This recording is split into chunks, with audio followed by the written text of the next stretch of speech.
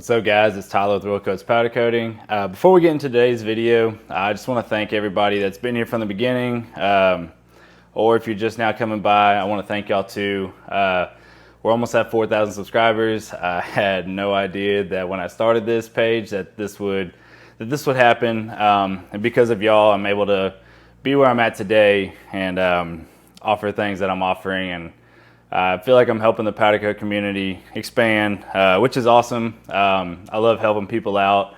When I started, there wasn't much help, so it's kind of a lot of trial and error, which is still going to be trial and error on y'all's end, but at least there's people out there now, not just myself. There's other pages, there's other channels, groups, etc. that, you know, have guys willing to help, and that's awesome. Like I said, back when I started, everything was kind of a secret, and that's still kind of the case with some people out there, but then there's others that are willing to share their knowledge and their experiences. So anyways, like I said, thank y'all, and I appreciate every one of y'all. So today, let's get into this. This is the new RC-2 system. It's right here. This is a little bit different than the RC-1 that I offer. This one is available on the website now. It's been on there for a little bit. I haven't done a video on it. A couple people have messaged me about it asking, and I've sent them videos, told them a little bit about it. But I think this one is going to be pretty popular. This is a control box here. It has a built-in regulator. I know, like the RC-1, you have to put a external regulator on it, and gauge, which isn't a big deal for most people. You can get a little cheap setup for around 15 bucks. So it's not crazy. A lot of people already have regulators for their sandblasting, or they're upgrading from a different system that needed it also. So most people that do tend to upgrade to the RC-1 already have that. So it's not a deal breaker. But this one is convenient with it being on the actual control box. All you gotta do is hook your air line to the back and then turn the dial or the regulator and check your air pressure, and that's it's a little bit easier to configure since it's right there. This one also has a kV and microamp adjustment. The RC-1 just has a kV adjustment, so this one has a little bit more adjustability, being able to adjust the microamps, which is pretty nice, especially if you're doing multi-coats or parts with a lot of Faraday areas. It definitely helps get down in there, and you can see they're digital. So that's a little bit different than the other one. The other one just had an analog dial.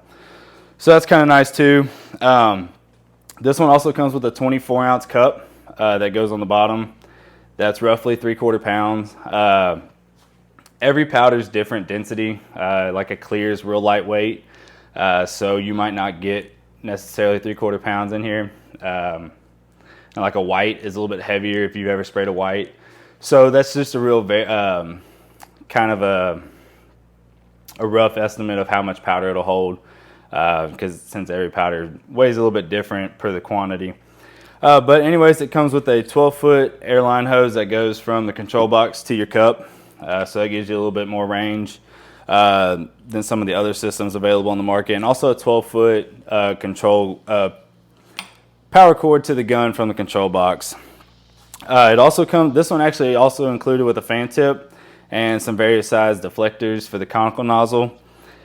And it also comes with a ground clip to go to the back of the control box right here on this wing nut. While it's important to ground this, I do recommend running a ground rod, like an 8-foot ground rod, at least one of those, to your main either rack or your hanging rod, or put it on a strong clamp so you can move it from if you use both, that way you can move it from back and forth to one another. And it also comes with the power cable that goes to the control box.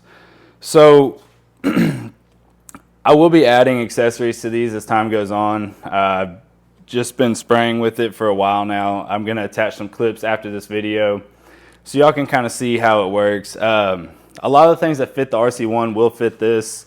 The hopper kit, I have it labeled on the website as the RC-2 hopper kit. It's the exact same hopper kit as the RC-1. So if you already have one of those and you want to purchase the RC-2, you can use your existing hopper kit. Also, the cup hoppers that I make, those will also fit into this. So not much has changed there.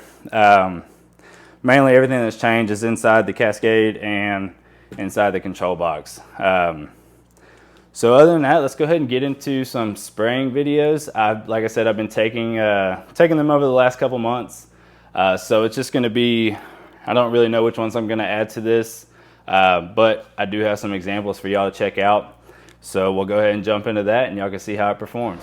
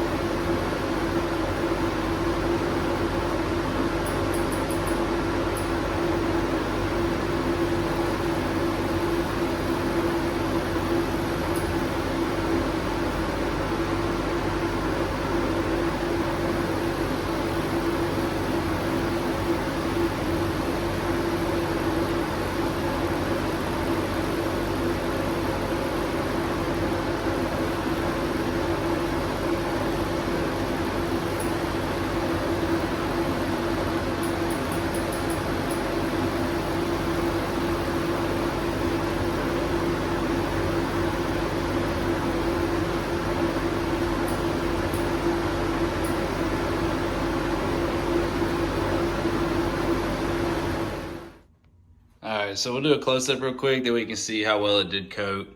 It's kind of hard to see, but it got down in there.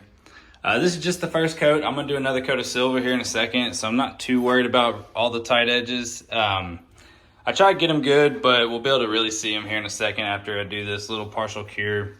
The cure is very minimal.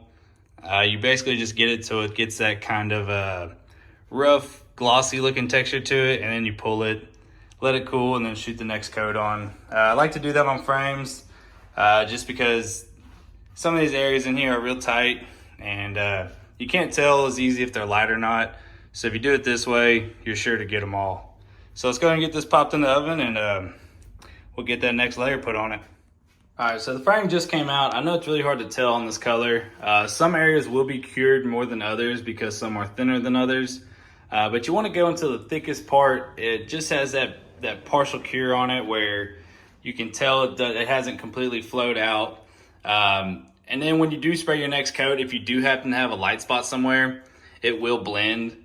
It'll all flow together real nice. You'll get a real smooth finish out of it. So we're gonna spray another layer of silver on this, and then we're gonna end up clearing it after that. So we'll let this cool down to about 125, 120 degrees. The hottest part, or the hottest piece on this part at like 120 to 125. And then we'll go ahead and spray that next layer on there. So we'll go ahead and wait for this to cool, and we'll get to it.